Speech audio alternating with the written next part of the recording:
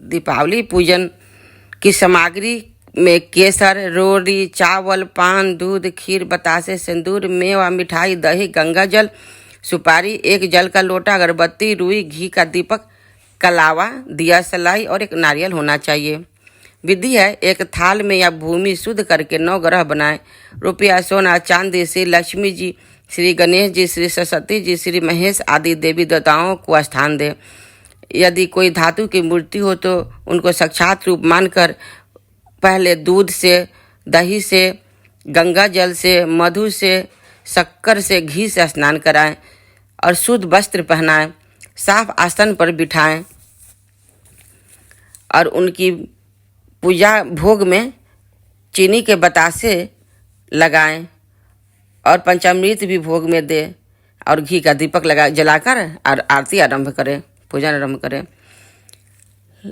दिवाली पूजन।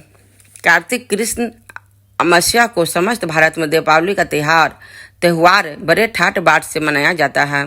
यह वैश्य जाति का महान पर्व है, इसलिए नाना प्रकार से घर और दुकानों को सजाकर रात्रि को रोशनी की जाती है और भगवती लक्ष्मी और गणेश जी की पूजा के साथ साथ वही खातों का पूजन, महाकाली का पूजन, सभी देवी देवताओं का पूजन भी किया जाता है। इसी दिन महालक्ष्मी भगवती समुद्र से प्रकट हुई थी।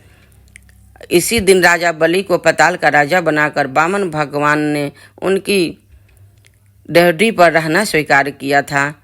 इसी दिन रामचंद्र जी ने रावण को मारकर माता सीता और सेना सहित अयोध्या में प्रवेश किए थे। माता सीता और राम जी को अयोध्या वापस लौटकर सभी ग्रामवासियों ने देखा तो उन्होंने दिवाली का त्यौहार मनाया।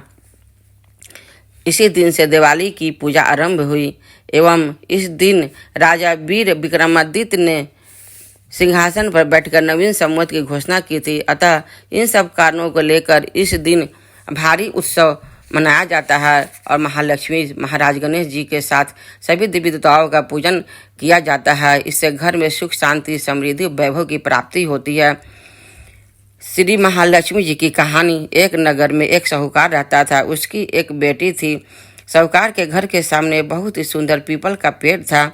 उस पेड़ की उसकी बेटी हर रोज पूजा किया करती थी, जल से सिंचती और दीपक दिखाया करती थी। इसलिए महालक्ष्मी ने उस लड़की पर बहुत प्रसन्न हुई। महालक्ष्मी माता उस लड़की से बहुत प्यार करती थी। महालक्ष्मी बोली, तू मेरी सहेली बन जा, मैं तो इसी पीपल में निवास करती हूँ।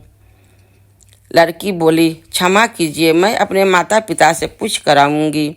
इसके बाद वह अपने माता पिता की आज्ञा पाकर श्री लक्ष्मी जी की सहेली बन गई। श्री महालक्ष्मी जी ने उसे बहुत प्रेम से बोली, तुम मेरे घर भोजन पर आओ।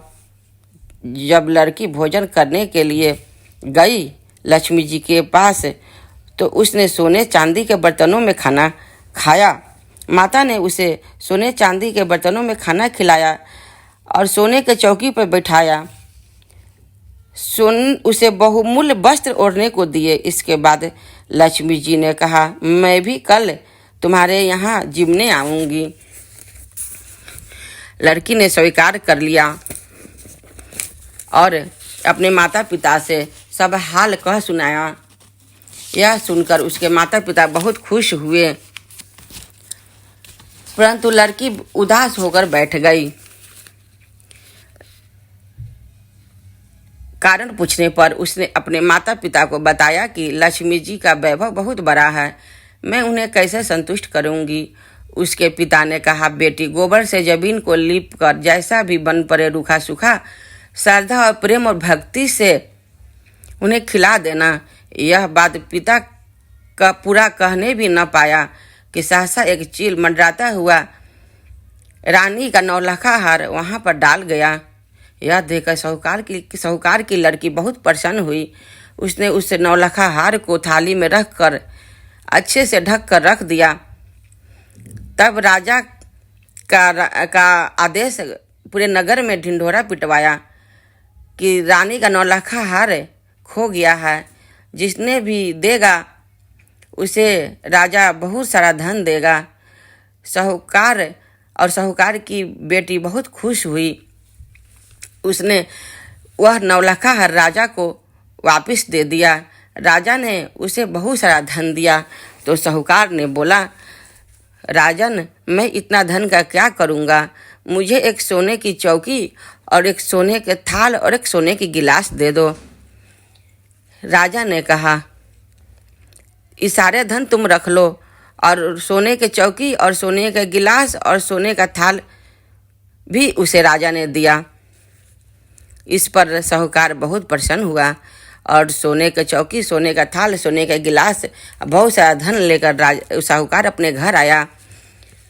साहूकार की लड़की ने इतना सारा धन और सोने की चौकी, सोने की थाल और सोने की गिलास देखकर बहुत खुश हुई। इसी समय महालक्ष्मी और महाराज गणेश जी उसके घर आ गए। लड़की ने महालक्ष्मी और गणेश जी से उस सोने की चौकी पर प्रेम से बैठने को कहा। महालक्ष्मी बोली, इस पर तो राजा रानी बैठते हैं, हम कैसे बैठे? बहुत आग्रह करने पर महालक्ष्मी और महाराज गणेश जी बड़े प्रेम से भोजन करने के लिए सिंहासन पर बैठ गए। लड़की ने माता लक्ष्मी और गणेश जी को बड़े प्रेम से भोजन कराया।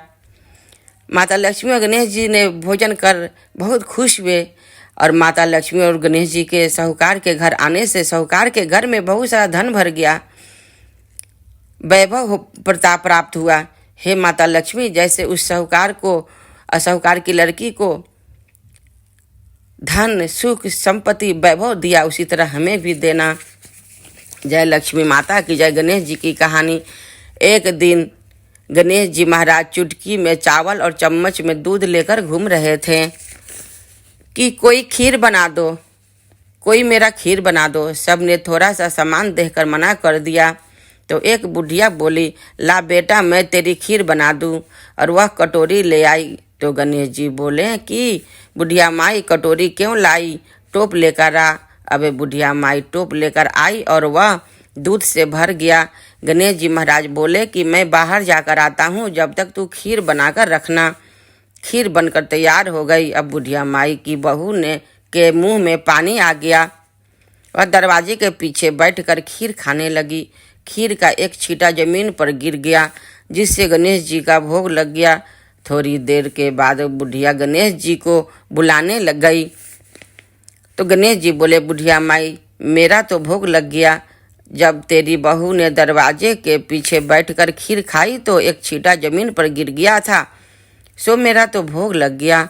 बुढ़िया बोली, बेटा, अब इसका क्या करूं? गणेश जी बोले, सारी खीर अच्छे से खा पी कर सबको बांट देना, और बचे तो थाली में ढक कर रख देना। शाम को गणेश जी महाराज आए और बुढ़िया को बोले कि बुढ़िया मेरी खीर दो।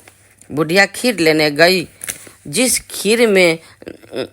थाली में बुढ़िया खीर रखी थी, वह सारे खीर सोने, चांदी, हीरा, मोती में बदल गए। गणेश जी महाराज की कृपा से बुढ़िया धनवान हो गई। हे गणेश जी महाराज, जैसे बुढ़िया को धन दौलत दी, वैसे कथा सुनने वाले, कथा में हुकारी देने वाले और कथा कहने वाले को भी धन, वैभव, अखंड सौभाग्य प्रदान करना। दिवाली पूजन संपूर्ण।